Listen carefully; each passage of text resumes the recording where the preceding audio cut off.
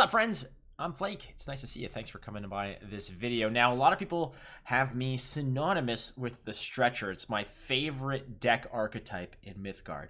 Stretchers and Dragon's Teeth and long games and really, really punishing gameplay. Control, it's amazing. It's so good. And you can argue with me all day long. It doesn't matter. It's my favorite deck. And people want to know, what are your latest versions of the Stretcher deck? What are you playing? And if you haven't caught my streams, I'm going to show you the latest version of the Stretcher deck that I am playing. Now, earlier renditions of the deck, I have actually bumped into them while queuing into games of Mythgard. I've said, hey, I'm like, this deck looks a lot familiar. I'd say like this seems like the shell of the deck that I posted, several weeks ago. So I'm going to give you an updated version of the Stretcher list so that you guys can also get caught up on my favorite deck.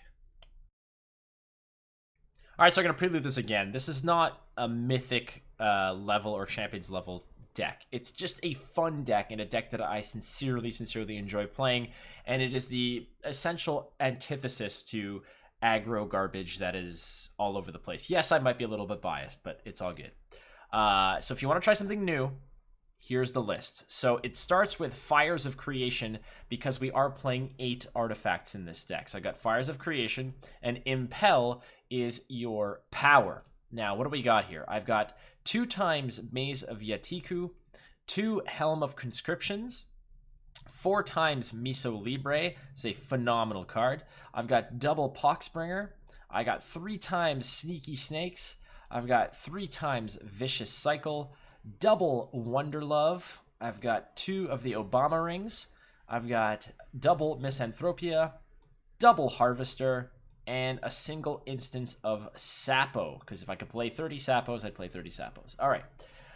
In the red category, 2 times Extract Life, 3 Ignitions, double Dragon's Teeth, a single copy of Hecate's Wheel. I've got double Shopworn Bull, double Stretchy, and Gigantomachia, and double Magmator. So there is the list for you. So how does the deck work? Very simple. We're going to go a little bit more in depth than typical. Basically, the objective of this game, of this deck rather, is to wail down your opponent via having them draw excessive amounts of cards with the Dragon's Teeth, which is one of your artifacts. And what the Dragon's Teeth says is that each player draws an extra card every turn. So your opponent draws an extra one, you draw an extra one, and you can play 2 of these and they stack. So if you have 2 going, you're drawing 3 cards a turn, your opponent's drawing 3 cards a turn. This should be enough to accelerate the game and give you many options in your own hand. Now, at the same time, it's also giving your opponent tons and tons of draw. But that's fine because you want to get them to draw their deck out and really get them to have a massive hand where eventually they're going to feel pressured to play as much as they can each turn because otherwise they'll be discarding down. Now, the hand size limit is 9, but you can always draw to exceed that. The difference is that at the end of the turn, you have to be discarding down to 9 cards. If your opponent is drawing 3 cards a turn, eventually they're going to be overextending their hand. If they're not being careful, their own card draw mechanics are going to be playing against them, and you should be fine. So what do we have in this deck? The identity is essentially that you're going to be playing, focusing your win condition on ultra control and long game outcomes. Now, if you're not the type who likes long, grindy games, this might not be the deck for you. If you are a, red rush bot, then you could probably end this video right now, and I won't be offended.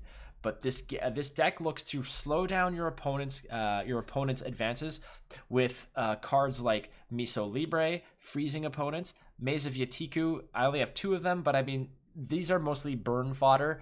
They're not really cards that you need to rely on because the card draw from Maze of Yatiku is not important when you have the Dragon's Tooth drawing a lot of cards for you.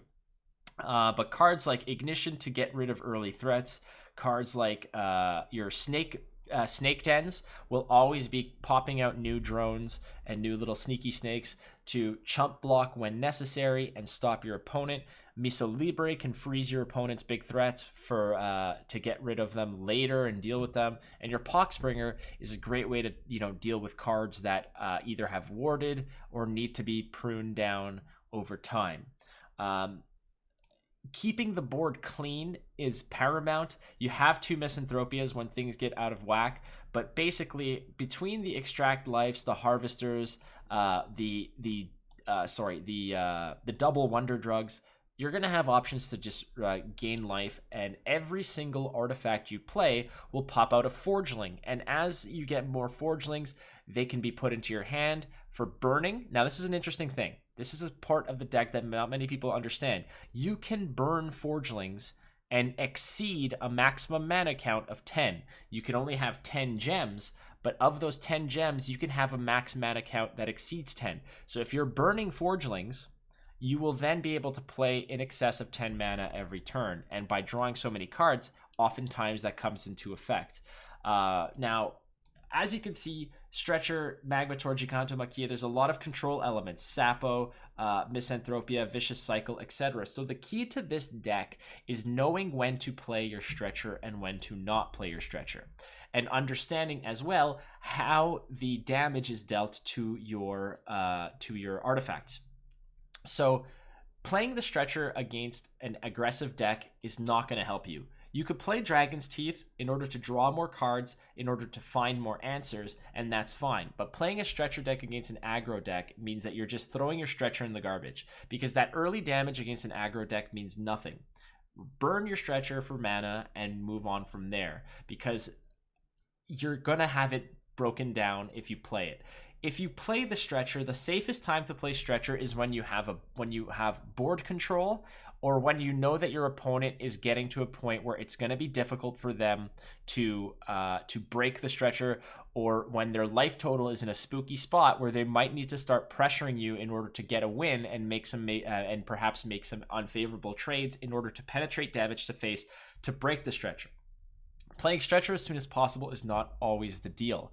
You want to make sure that you drop it in a safe time where that 9 durability is protected by minions blocking, or by just by virtue of stacking another artifact on top. What's important to note is how your artifacts take damage. So if I play a Stretcher, it has 9 durability. Any attacks that come towards me will go to my face. I'll take health damage, but it'll also take off of the most recent unique artifact that I play. So if the most recent unique artifact I play is Stretcher, I will lose durability on Stretcher. However, if I play Stretcher and then play Helm of Conscription on top of it, the Helm is taking the damage before my Stretcher is. So it's important to note that as well. However, if I play Helm of Conscription, then Stretcher, Stretcher is my new most latest artifact. However, if I play a second Helm of Conscription, the second Helm of Conscription will go on top of it, but there are some things that have stacking. For instance, Dragon's Teeth. Dragon's Teeth says stacking, meaning that if it goes Dragon's Teeth, Stretcher, and then you put another Dragon's Teeth on top, that one just slots into the second. So your Stretcher is still most recent unique. It's a very confusing rule, but all you need to know is that if it's stacking, it'll go where the other one was on the stack. However, if it is non-stacking, it'll go on top, meaning it'll protect the previous thing. It's a little out there, but you'll eventually get it. Olama Rings for value and for generation of forgelings. Earlier versions of this deck that I played did not have Helm of Conscription. I added Helm of Conscription in this deck because I wanted 8 artifacts in order to get more of these forgelings. These forgelings are great. They are there to add durability to your artifacts, and they are there to chump block and eventually burn for mana and possibly even press damage to face, because they get big, they get bad, and they get nasty. So like I said, the objective of this game is to go deep into the game, wear your opponent down with Stretcher and card draw, and eventually even possibly get them to depletion, to fatigue. You'll have plenty of options to really stop the bleeding, extract life, ignition, Magmator, Gigantomachia, Sapo. There's lots of cards here, especially this Vicious Cycle. Vicious Cycle is a nasty card when paired up with Stretcher, because it not only does it spot damage your opponent, spot remove an opponent's creature, but it also does the added bonus of drawing your opponent a card, which gets them damage based on the Stretcher. And I have snuck in some pretty nasty lethals by Vicious Cycling to get the card draw, to get the damage, and so forth. So it's a tricky deck. A lot of people have played it and told me they played it, and they tell me that they see where the value is, but they're just not practiced with it. And I promise you, I have put in so many games with this stretcher deck. Let's see how many I've played. So 75 and 55. I have played a crap ton of games against people. Some 45 and 39 in ranked. As you can see, it's pretty so-so. In casual, I'm 30 and 16, but whatever, it's just casual. But nonetheless, I have put in a ton of reps with Stretcher, and this is the best version I have for you right now, and I'm continuing to work on it. After all, today was Stretcher Thursday, so we made it happen. Anyways, thank you so much for tuning in, and I hope that you guys can get some good reps with this deck and enjoy it. It does take practice. It's going to get frustrating, but the wins are oh so juicy and satisfying. Thanks for watching again. My name is Flake. Catch me on online on Twitch at twitch.tv/watchflake. I stream pretty much every day. You can also go ahead and drop some comments here in the YouTube channel if there's any suggestions you have or questions about piloting Stretcher. I'd be happy to take a look. And also check out the Boneyard podcast. New episode out today. Thank you so much for tuning in. Be kind. See you soon. Adios.